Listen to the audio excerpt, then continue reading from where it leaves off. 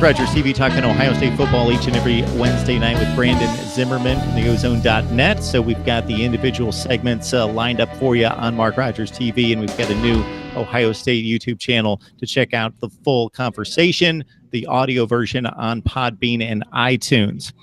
All right, Brandon, we've been carving up the positions. We stop at linebacker this week, where I think in comparison to the other defensive positions in particular, maybe there's a little less talent and less depth, but it's still mighty impressive. And that front line of starters is just about as good as you could ask for. Yeah, I think with the linebacker group, you've really got three returning starters, even though Raekwon left last year. Dante Booker went into last year as a starter, got hurt during week 2. That's when Jerome Baker stepped in. So you've got three guys that have been starters at one point in their careers, and Jerome Baker, Dante Booker, and Chris Worley. Big thing to watch from the starters there is Chris Worley moving inside.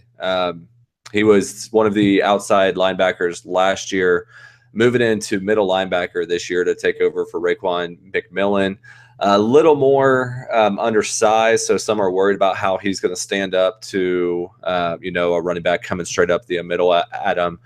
Spring game, he looked like he could hold up just fine. I remember there was one time where he stood up Mike Weber at the 1-yard line and kind of pushed him back, and Mike Weber is a pretty strong guy. So I'm honestly not as concerned about Chris Worley moving to the middle linebacker spot.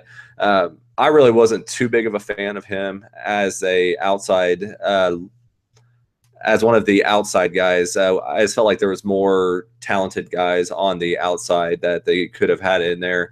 But he's the most experienced one, the only senior linebacker on the team. So it makes sense to move him to middle linebacker and let him kind of be the captain there. Jerome Baker, the guy that stepped in for Booker last year, I'm a huge fan of. I think not enough people know about Jerome Baker yet, but they are about to.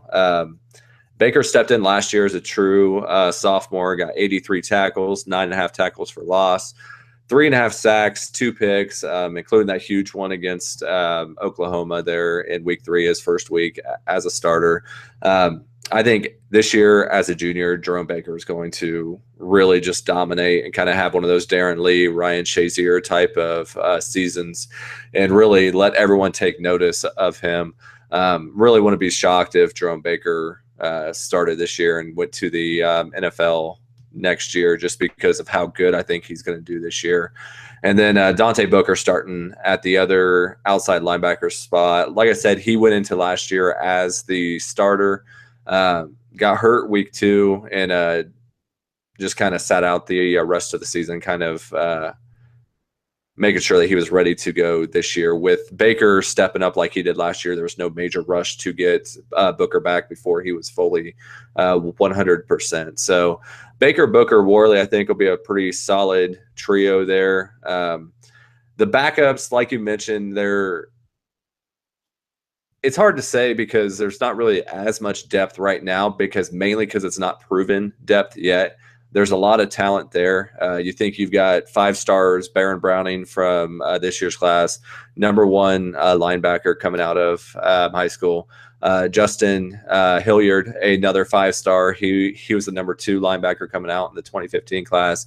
Battled injuries his first 2 years on campus, so he's a redshirt sophomore now. But spring game, there was not a linebacker that I thought looked better than Justin Hilliard. Just really looked good on run support and in the passing game. So those two guys could play a big part in this year's linebacker group. But yeah, I mean, there's just really not a lot of proven depth. There's a lot of, high 4-star, 5-star type of guys, but not really anyone that's played in too many game type of situations. For folks who live outside the Buckeye State and aren't familiar with Ohio high school athletics, Dante Booker hails from the same high school as LeBron James, St. Vincent, St. Mary. He was a top 5 prospected outside linebacker, number 2 rated player in the state, according to 247 Sports. I believe, Brandon, that you were leaning toward Jalen Holmes leading the team in sacks this year. Maybe Jerome Baker, possibly, depending on assignment, depending on how much they have him drop in coverage before and how many times they have him go after the quarterback. He's just a specimen. He's got long arms. He's just an athlete and one of those guys that I could see causing a lot of disruption in the backfield. Yeah, I mean, he's really that type of guy that the Buckeyes like out there. Shazier was that back when Urban first got here. Darren Lee was just that dominant force too. So that's the thing with Baker that's nice is just, he does a little bit of everything really, really good. I mean, he could drop back into a coverage. If you remember 2 years ago in the spring game, he had one of the most amazing picks that I've ever seen, where he jumped up with one hand and caught a rocket pass and came down with it. But yeah, I wouldn't be surprised if he easily led the team in tackles for loss, and he could get in there and lead the team in sacks too.